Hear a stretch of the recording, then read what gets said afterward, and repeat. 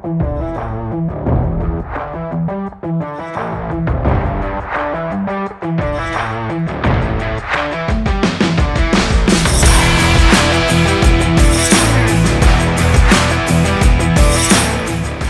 ūkininko Ryčio Kernagio laukuose pratęsiu rudenį pradėtus lapų matavimus.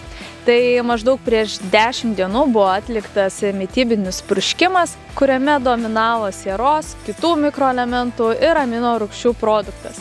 Taigi augalų mityboje buvo padėtas iš tikrųjų stiprus pamatas pavasario purškime, bet ūkininkas Rytis taiko ne tik įprastus pavasarinius mitybinius purškimus, bet ir rudeninį mikroelementinį purškimą, ko dauguma ūkininkų įprastai nedaro.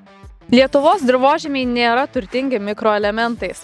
Paskutiniais turimais duomenimis tik vienintelio mangano dirvožemėje pakanka normaliam augalų augimui ir vystymuisi, bet ir pats manganas iš savęs yra sudėtingas elementas, nes didėjant dirvožemio pH reakcijai, mangano įsisavinamumas mažėja arba tampa jis visai neprieinamas augalui.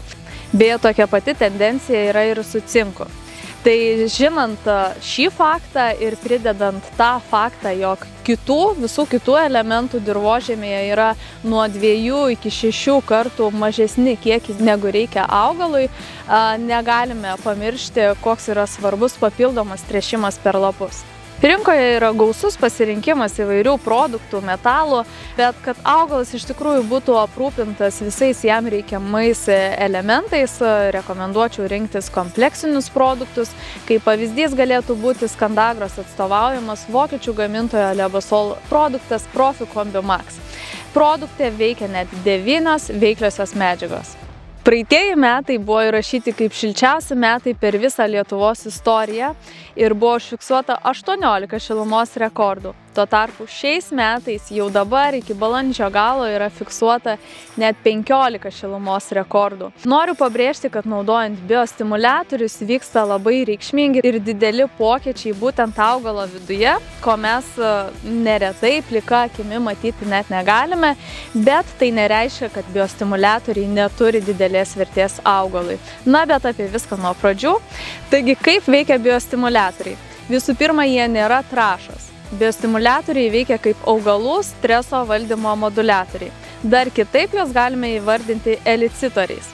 Tai elicitoriai lyg paruošia augalui, primena augalui, kad jau jis ruoštų savo gynybos mechanizmą prieš ateinantį stresą. Ar tai būtų nepalankios oro sąlygos, šalnos, sausra, ar tai būtų ligos, kenkėjai ir kiti veiksniai. Viena iš pagrindinių efektyviausių biostimuliacinių medžiagų yra būtent jūros dumbliai. Nuo būtent šią veikliąją medžiagą ir kitas stimuliuojančias veikliąsias galite rasti mūsų atstovaujamame produkte StiMagic.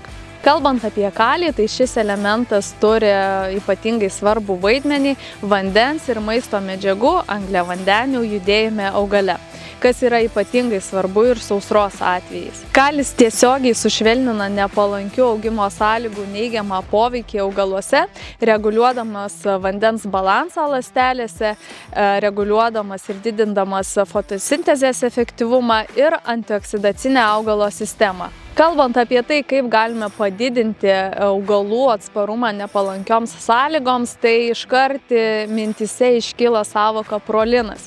Tai kas yra prolinas? Tai yra amino rūgštis, kuri atsakinga už vandens balansą augaluose ir apsaugo membranas ir baltymus. Kai augalai patiria stresą, jie savyje pradeda fiziologiškai kaupti proliną. Na ir kaip su tuo susijęs kalis?